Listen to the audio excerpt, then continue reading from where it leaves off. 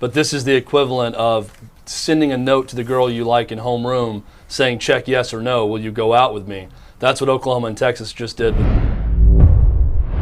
What would it look like if you had to compose a letter and send it to Greg Sankey and the SEC and the member institutions asking to join the SEC?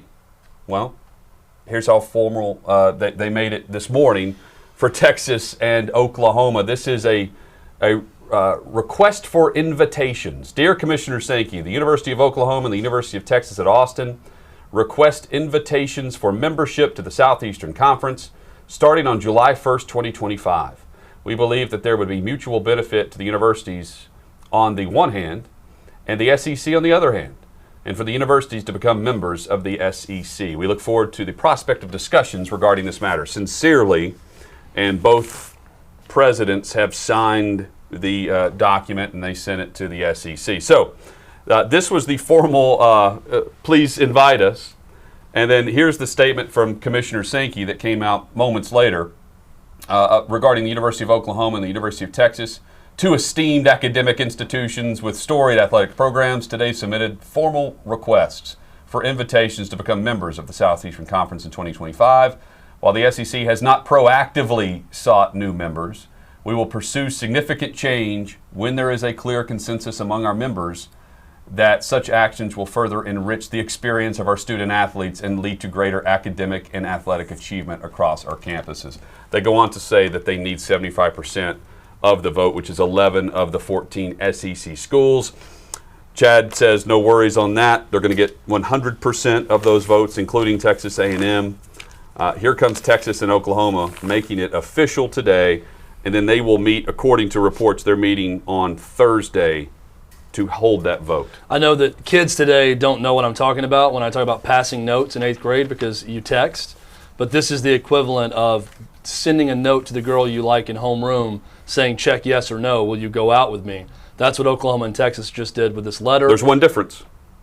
They know the answer before they send the paper. Yeah, there's not I only sent those notes if I knew the answer. That's right, yeah. That's good. It's good to know. It's good to know. But it's going to be 100% certainty what the answer is going to be. And I believe it's going to be 100% certainty. It's going to be 100% of the SEC will vote yes, and it'll be a 14-0 vote because the SEC likes to have everyone vote yes or no on something before they issue a public, whatever it may be, declaration to what's going to happen. I know Texas A&M is still pissed off about it, and rightfully so in a number of areas, but they're going to have to get over it because this is where the conference is heading. This is where college sports is heading. Mentioned it earlier that there is a path by 2025 or 2026 when Texas and Oklahoma join that the SEC will make more revenue than the NCAA. This is the super conference. I don't think this is the end of the super conference and what's going to happen with some other places, but we're seeing the beginning right now. It's very, it's just, I understand the formalities that are necessary or whatever. It's very awkward to ask to be invited. Yeah. You know, you'll know as my thing, but to ask to be invited is weird. You get invited. So I don't understand why once they're free of the Big 12, you just invite them. They ask to be invited and then you invite them. It's not how normal things work. Let me also say this. I saw Oklahoma State's president release a statement where it was very critical of Oklahoma, of deception, of I can't imagine a state university doing something that goes against the state of Oklahoma, and we would never do that at Oklahoma State.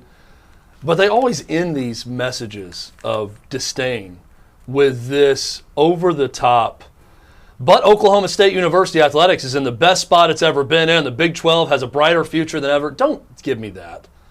You're saying this and you're so angry because you know your conference is falling apart. And you've been hurt. With Texas and Oklahoma leaving. So I'm tired of these statements all ending with, but we've never been more excited about the future of the Big 12 and our future in the Big 12. And we are committed with the 8 remaining teams to make this the best experience ever for our student athletes. I know you're saying that to try to rally support and maybe make the prospects of your fan base, bring them up a little bit, but stop with the charade of that. We all know what's happening in the Big 12. They're being gutted. All they have to do, reporters, and I know this is a statement, but let's assume this is a press conference and that was the message that's delivered from Oklahoma State. The response is to pull a quote from the Iowa State athletic director from 2016. And this is from Jamie Pollard, the AD at Iowa State. The Big 12 exists because we have Texas and Oklahoma in the room. If we take Texas and Oklahoma out of the room, we're the Mountain West Conference. That's from Iowa State admitting that. Now, further details, what's true, because here's why. Their TV contracts with ESPN and Fox contain language that allows the Big 12 networks to reduce payouts if member institutions leave the conference. Texas and Oklahoma, according to Dennis Dodd, could represent 50 to 75% of total revenue for the entire conference. Right now, member institutions get $37 million per year for their TV revenue payouts, each institution. It could drop to $9 million per season, from 37 to 9. That's what they're discussing behind the scenes.